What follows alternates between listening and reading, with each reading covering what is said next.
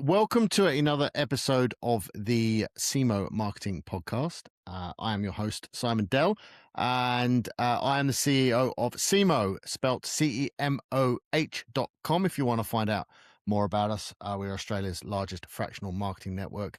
Something annoyingly is beeping in the background there, which is my smoke alarm, but hopefully it will stop doing that in a minute. Otherwise, poor Rachel, our editor, is going to be editing out smoke alarm beeps all the way through this episode. So sorry about that, Rachel, for when you're listening to this later.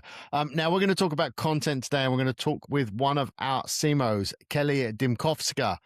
Did I get that right? Because I know I've tried that before in episodes, and I think I got that one right, didn't I? You did. You succeeded. Well done, Simon.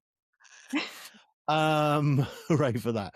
Yeah, it is slowly dulling down up there. So, we'll just so everyone's very, I'm not, the house isn't burning down or anything like that. So please don't worry about that. Kelly, tell us a bit about you, your career, your background, and you have a kind of specialist industry knowledge, don't you? Yes, I do. Yes. So I suppose a very brief overview is I've been in digital marketing now for be about 16 years. And just over 12 of that has been specializing in the healthcare sector specifically. So I've worked both in-house and in agencies. And recently, in fact, last year, I stepped out and opened my own business, being a fractional chief marketing officer, mainly specializing in the healthcare sector. Excellent. Now we're going to talk about content today, and we've had a few of these conversations in the last couple of months. And I don't think it's fair to say everyone has a different opinion. I think there's some general opinions around content, but I think the interesting thing is there's kind of nuances depending on industry and things like that. And just to start off, your industry from a medical health industry, very, very, I would imagine it's a very regulated business when it comes to marketing. 100%. Yeah. If you're a regulated health service or sort of in the pharma or med device sectors, and yes, extremely regulated and something that compliance should never be taken lightly, I suppose. So obviously that I'd imagine that makes it harder, but then sometimes I guess it doesn't make it harder because, you are sort of really confined into what messaging you can share to a degree. So I guess that's my first question. Does that make the industry harder to work in or easier to work in? For some industries, it's nearly impossible. So if you're looking at, I suppose, take the example of medicinal cannabis, and the marketing of that is you simply cannot market outwardly to a B2C audience. So in some respects, it's almost impossible to reach your target audience. But then there's other industries which are just very highly regulated. You've got the cosmetic services, anything sort of either non-cosmetic surgery or cosmetic surgery. There are a lot of guidelines around before and afters, testimonials, all that sort of thing. Then you have sort of other sectors within the healthcare sectors, which are sort of a little bit less regulated, but nonetheless, you'd have to comply with all of the APRA guidelines. So, yeah, I suppose it depends which industry and how heavily under scrutiny it is at the moment. One of the things I've noticed in the last 10 years, I think every marketer has noticed, is that, back in the early days of social media and those sort of things, content was like just something that most businesses just sort of wanted to plug on to the end of their marketing strategy. It was not necessarily, well, it probably was at the start, was an afterthought. But there's an argument now that it's potentially a key growth driver, and some would argue it should be the center point of a marketing strategy. What are your thoughts on that? I think it's definitely should be part of every marketing strategy. I think the channels that you decide to invest in, so whether that be Facebook, LinkedIn, Instagram, TikTok, whatever that might be, I think that really comes down to whether you're after a B2B audience or a B2C audience, a mixture of both. But also, I think it really comes down to what the client or the business is actually comfortable in creating to. You could be told that short form video is something that you should be doing a lot of, but if you're really bad at it, perhaps you should just be looking at the things you're really strong and passionate about. So I think it all comes down to a few different factors, and that's when I'm ever creating a Mm. content strategy for clients. That is definitely one of the key things we talk about. That's a really interesting point because I literally had that conversation last week with a prospect client, and they'd said to me, "What content should we be producing?" And I said, "Look, you can go to the nth degree in content strategies and talk about subject matter and channels and all those kind of things, but by and large, I think it's very much or largely dictated by what you just said. There is what content can you produce. It's no Mm, point in over is creating these complex strategies if there's nobody in the business that's prepared to sit in front of a camera, for example. mm. 100%. And I think also it even comes down to even copywriting in many ways. If you're just going to be, I think, pumping out content which is really just from AI and it's not really designed or written for humans in mind, then in my mind it's just it's wasted time and energy on content. And I think additional to that, if we are just talking about things, say like blog articles as well, again, if it's not optimized for answer engines, if it's not optimized for search engines, then I feel like it's just 3 or 4 hours you're flushing down the toilet. So I think it's really, really important that if you are going to invest in a content strategy, that you follow best practice and you're not just using AI to pump out a whole lot of content, which is just not going to serve a purpose at all at the end of the day. Yeah, I mean that sort of to me, there's those core questions: is what can you produce, and I think the other big question is why are you producing it. Mm, And as you said, if it's for Google or search engine, or if it's for large language models, then that's fine, but produce it with that in mind. If you're doing it to become a celebrity on LinkedIn, then so be it. And a good example of this is that we'll take this content here, and transform it into a blog potentially, or use the video itself to put onto your profile on the website, so that when people mm, find Kelly on the CMO website, it's not just a blank wall of text that they're looking at with your achievements. They can sit there and go, hey, you can almost do a 20-30 minute interview by watching your your podcast. So I think there's some big questions to sort of start at, when to start with, before you go off and start doing anything.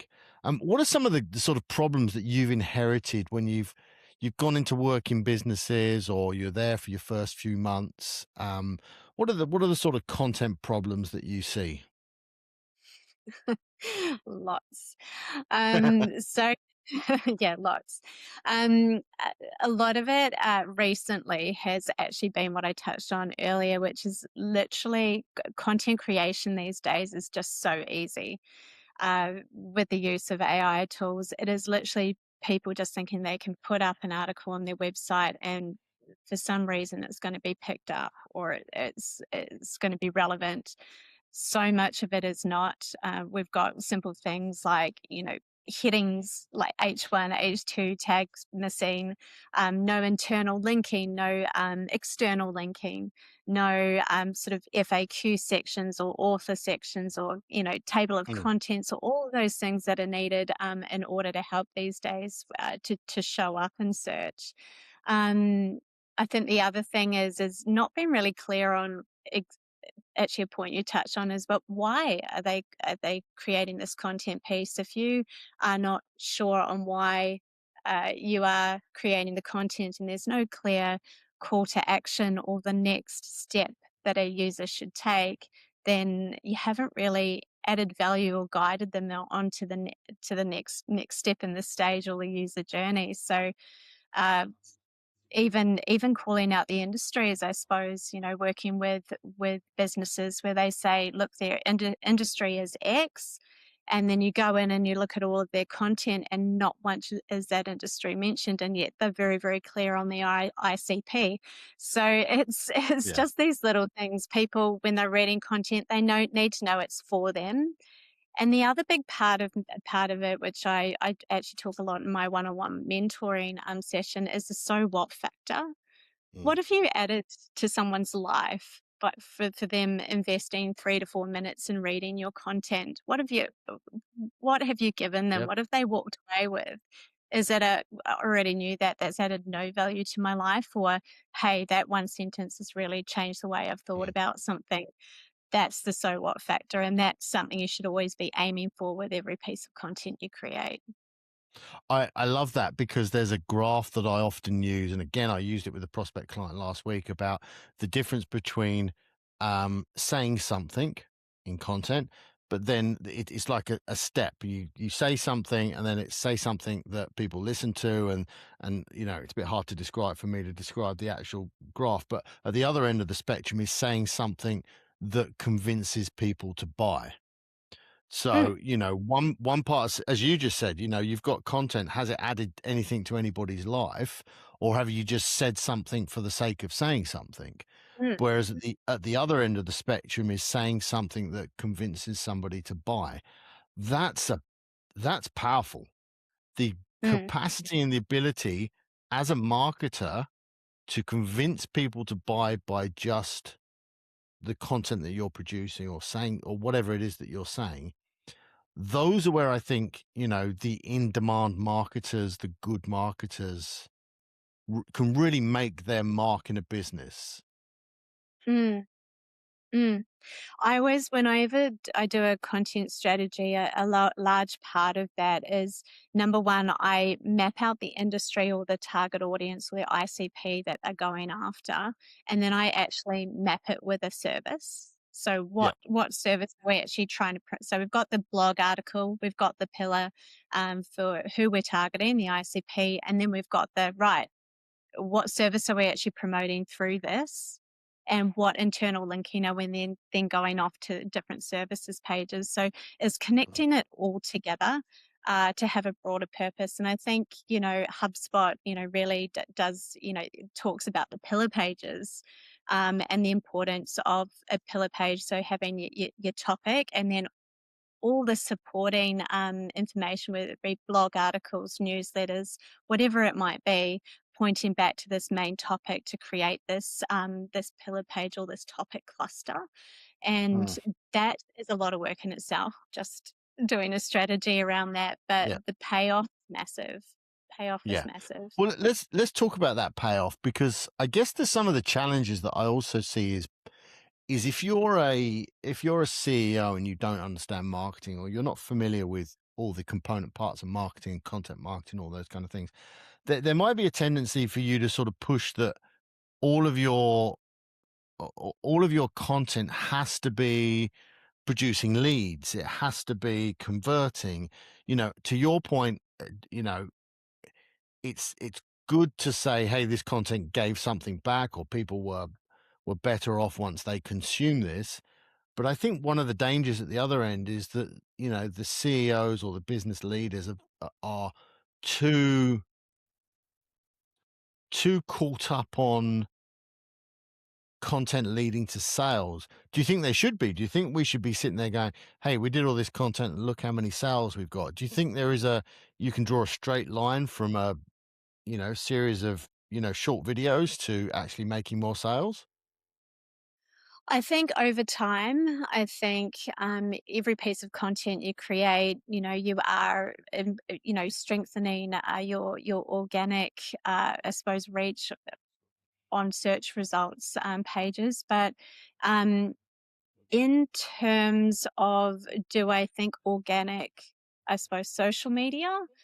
is going to get you a massive return? I would say no. So reach these days is just so low. Like we're talking about Mm. every organic post you're doing on Meta generally. So it's about 1 to 2% on Facebook is actually going to see your organic content, and with Instagram it can go up to sort of around about that 7%.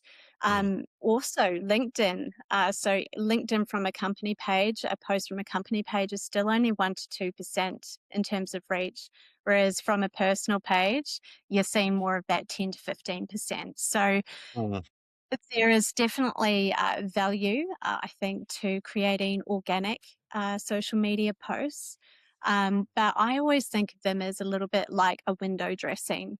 So if somebody is sort of researching or already has already come across your content or your brand or whatever you might be doing, they will often go and check out your social media profile and just have a little bit of a flick through. Are these guys active? Are they delivering value? Is there a risk engaging this business? And if you have Yeah. a presence, that lowers the risk factor for them. It's the social proof. So I think I always look at it as a window dressing, and I'd always Mm. support anything like that with paid campaign to reach out, to burst out of your I suppose your organic reach and actually reach new users. So Yeah. um, it's a supporting factor, I think, not a conversion driver. Yeah, no, I 100% agree. And on a sort of side note as well, I can't stress how important it is when you're when you're looking for employees. For a big business that has a switched on social media presence, even a small business, right? When you're trying to recruit, when you want new people to join your team, they go and check these things as well. Oh, You know, they want to see absolutely. who they're working with. Yep, absolutely. And actually, that's something I probably should have mentioned. But yes, from my times of my years of working in marketing agencies and actually having actually a heavy role in the recruitment of our Mm. specialist team, absolutely. The comments that I'd often get from people going, "We've checked out your social media, and I feel like this is kind of could be a good fit for me." Yeah, So absolutely, there's huge yeah. value in that. Yeah, and I think it's again industry by industry, channel by channel. But I often, from a buying perspective, I often think one of the most underrepresented industries who should be doing more on those socials are some of the trades, because I think employing someone to work on your house or work in your business, be an electrician, a plumber, a gardener, a landscaper, whatever it is, that actually has a presence beyond just their website and a phone number. As you said, it's a trust thing, isn't it? The more content you see, the more you trust them, the more likely you are potentially to pick up the phone and talk to them. Mm, exactly. So it's unlikely that it will be, as we talk about often, like first click attribution. It's not. Yeah. It's normally a part of a bigger piece. So normally, actually, years ago, they used to talk about the 10 touch points in order for someone to become a customer, or even just, I suppose, engage or reach out to become a lead. These days, that's actually increased to about 13. Mm. So if you so social media is one of those touch points, Mm. as is an article, as is a video, as is a website, as is a Google business profile, which you Mm. should be doing posts on as well. So yeah, so all of this adds up to that final outcome, which is ideally building that trust to a point where they are ready to engage with your business. So, from your perspective, if you're sitting there going, well, we're using this as a supportive mechanism to grow our brand and grow our awareness and, bring people through the sales funnel, the marketing funnel, whatever you want to call it, right? What are you measuring from a metrics perspective? What do you think is valuable? Because we've all been lost in those vanity metrics way too many times. But what is worth actually, measuring? Yeah, so I suppose it depends. If we're talking about organic, it is definitely, in my mind, it is still in that vanity metrics area. So we are looking at reach, we are looking at engagement, although these days most people are lurkers. They don't tend to be engagers very much. So even that, like, you take with a grain of salt these days. It used to be like the thing that you'd always chase is engagement, but yeah, it's just not the way people operate these days. We're Mm. scrollers. And then I'd be looking at the number of. I'm really interested to see how much traffic the social media has actually generated to your website. That's Mm. a big one for me, because if you've intrigued them enough to want to click through to your website and actually read more, and I'm meaning, you know, clicking through and then not having a massive, like 100% bounce rate, talking about clicking through and actually engaging with your website and then eventually converting from that, that's what I'm looking for. Um, yeah, with regards to organic, paid, obviously, as soon as you do anything paid, then you're definitely looking at those sort of more higher conversion metrics. And you're definitely looking at the industry benchmarks associated with each of those metrics. So your cost per click, cost per conversion. And if you're not meeting those industry benchmarks, then it's all about optimizing that campaign until you are. But even those are very small percentages. So you need a lot. It's a numbers game in many respects. You need a lot of Yeah. numbers in order for the percentages and everything to pay off. Yeah. Okay. Well, look, my last question for today is about building that scalable engine. Um, you know, do we've talked about video, we've talked about graphics, we've talked about blogs and short form content and all those kind of things. I I think potentially some businesses look at that and go, Christ, that's a lot of work. That's a lot of Mm, people. mm. Um, what are your tips when it comes to potentially building some sort of, scalable engine that can, constantly be on and constantly be producing appropriate brand led content? Sure. So, number one is you have to be clever. Content, no doubt about it, it is time consuming, and the payoff can feel very small at times. So, I always like to do like a content strategy. Then, for every piece of content that I create, I like to see how many other ways I can repurpose it. And you actually mentioned this earlier before. Can I repurpose this article into a LinkedIn newsletter? Can I repurpose this article into 4 social media posts? Can I turn it into an infographic? Could I do a short video on it? So I like to look at, if you're going to invest in creating content, let's wring every single piece out of it that we can. And then off the back of that, is there a campaign in it? So having a look, did one of your pieces of content just really take off? And then that's an indicator to you that perhaps you could look at actually Mm. investing some money into this. So that would be my biggest tip, is to be super clear, number one, on what you're trying to achieve with it. Have a strategy and then utilize every single piece of content the best way you can to get the most value out of it. Mm. The other thing about it is you can outsource, obviously, content creation. However, when you do that, I always recommend you do very, very clear briefing to whoever you're outsourcing to. Make sure that they know who your ICP is. Make sure they understand what the call to action is. Make sure they understand the internal linkings. Make sure they know best practice. The hook, like, number one, I think the hook of any social media post or any main content piece, it's so important to get that right. It's the 80/20 rule. 80 Mm. only 20% will continue reading after the hook. That's small. You got to grab them straight away. So being super clear, whoever you're outsourcing to, what your expectations are, um, and and and having that content plan is a real, I suppose, source of truth, or that they Mm. can go back to reference it for best practice. I was going to say that was going to be the last question, but I did actually think of another one as well, because I think it's one of those that are quite sensitive in that sort of small to medium sized businesses, is the idea of this founder led content, right?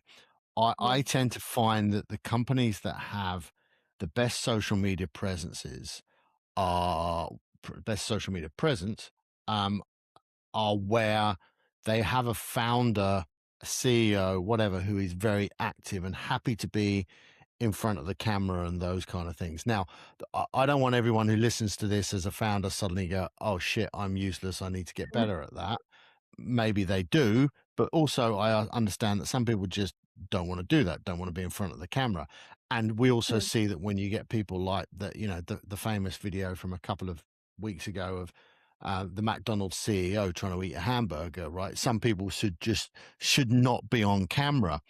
But I if missed that you're one. sorry. I missed You that missed one. I'm just Oh, go and yeah, have a look. It's the I most will. awkward CEO video you'll ever watch, but it's and Wow. anyone who gets a chance, go and watch the CEO, McDonald's CEO eating one of his own hamburgers. He just manages to make it look like the worst thing in the world that he could possibly be eating. Anyway, um, if you're a CEO and you've got that enthusiasm for being in front of a Mm. camera or writing blogs, do you think that perhaps puts you a little bit further ahead of the game? Yeah, and I think the data points to that too, Simon. Like when I was Mm, talking earlier, 1 to 2% of company posts on LinkedIn are actually viewed by 1 to 2% reach on company content. Whereas when you are posting from your personal page and it's founder led content and it's original, it's your face, your voice, your thoughts, people connect with that better. And we can see from the data that then jumps up to 10 to 15% reach. So I think people buy from people. And if you are comfortable, getting in front of the camera, it would always be beneficial to have or the faces, have your team involved too. What are your mm, bring in your specialists and what are their thoughts on yeah, the latest, Google, update, getting them talking about that. So I think just people, I think these mm, days. mm, But yeah, certainly the data suggests mm, that that's the way you should be uh, going, and you can balance that up with other content as well. yeah. But I think the majority should be of a person at least. It's amazing as well. One of our mutual contacts, Jess Monnier, who works for me, she hates being on the camera, hates it, but she Me just too. presents so well. She just presents so well when there's a camera in front of her and she's talking about something that she's passionate about. And I Mm, think that's the key. I think people will present well when they're talking about something that they have a passion about. If you're asking them to talk about things that they're not confident about, but you put someone in the front like Jess and you ask her to talk about design and colors and branding and things like that, you get great content.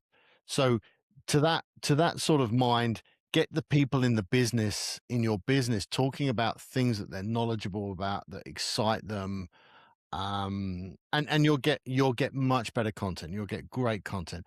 You put them in front of a camera and ask them to be talk about something that they don't know about or they're not confident, mm. you're going to get shit content. So that's sort of my final note for today.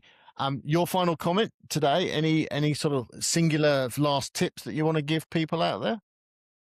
Well, I just wanted to tag on the back of yours there, Simon, to get my last word on this. I think it's not so much necessarily where people, it is where they feel that they have the knowledge, but I think the real passion comes when they feel like they can deliver value and offer value to people by speaking about whatever they're speaking about. So I think that's really important for people, is to feel like they're adding value.